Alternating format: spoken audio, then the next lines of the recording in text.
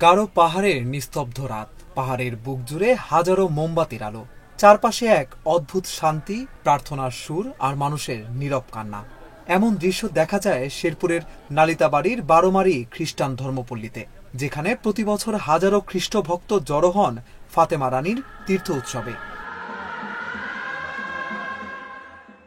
বৃহস্পতিবার দুপুরে পাপ স্বীকার ও পুণ্যমিলনের মধ্য দিয়ে শুরু হয় অনুষ্ঠান। রাতে হয় আলোক শোভাযাত্রা, নিরাময়ের প্রার্থনা ও নিশি জাগরণ।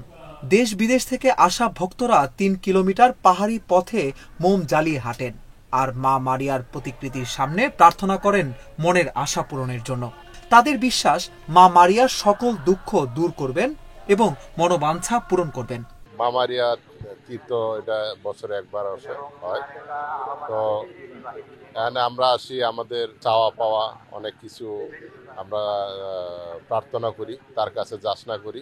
আমি মা মারিয়ার কাছে চাই যে আমি ভবিষ্যতে ভালো মতো পড়াশোনা করে ভবিষ্যতে একজন ভালো মানুষ এবং পরিবারের এবং সমাজে দেখাশোনা করতে পারি। মা মারিয়ার কাছে প্রার্থনা করার জন্য এসেছি এবং এখানের অবস্থা সম্পর্কে আরো ব্যক্তিগত বিষয়ে জানার জন্য এসেছি। বিশপ পনেন পল কুবি বলেন, তীর্থযাত্রায় বিশ্ব মানবতার কল্যাণ ও বাংলাদেশের শান্তির জন্য প্রার্থনা করা হয়। আমরা এই বছর তীর্থ করতে এসেছি। আমাদের এবছরের মূল ভাব হচ্ছে আশার তীর্থযাত্রা।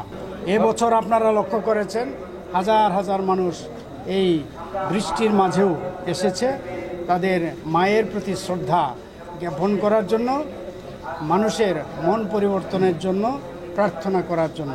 এছাড়া উৎসব শান্তিপূর্ণভাবে সম্পন্ন করতে নেওয়া হয় ৩ স্তরের নিরাপত্তা ব্যবস্থা। মোতায়েন ছিল বিপুল আইন শৃঙ্খলা বাহিনী। আমাদের ৩ স্তরের নিরাপত্তা ব্যবস্থা আছে।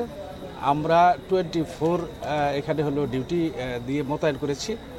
৩ স্তর যদি আপনারা এটা বিশ্লেষণ করতে বলেন, তাহলে আমাদের পোশাকে পুলিশ আছে, গোয়েন্দা পুলিশ আছে, আবার হলো সিভিলে যে আমাদের লোকজন যে তথ্য সংগ্রহ করে সেটিও আছে। ১৯৪২ সালে ফাদার মার্কস প্রতিষ্ঠা করেন বারোমারি মিশন। পর্তুগালের ফাতেমা নগরীর আদলে গড়ে ওঠা এই তীর্থস্থান এখন বাংলাদেশের অন্যতম বৃহৎ খ্রিস্টান তীর্থকেন্দ্র। প্রতি বছর অক্টোবরের শেষ সপ্তাহে যখন আবারও জ্বলে ওঠে মোমের সেই আলো, তখন গারো পাহাড় যেন হয়ে ওঠে এক বিশাল প্রার্থনার মন্দির। মানুষ আসে পাপ মোচনে, আসে আলোর খোঁজে, কারণ বিশ্বাসের আলো কখনো নিভে যায় না। এই আলোই হয়তো মনে করিয়ে দেয় ভালোবাসা আর মানবতার কোনো ধর্ম নেই। অভিষেক তরফদার, অঞ্জন, ইন্ডিপেন্ডেন্ট ডিজিটাল।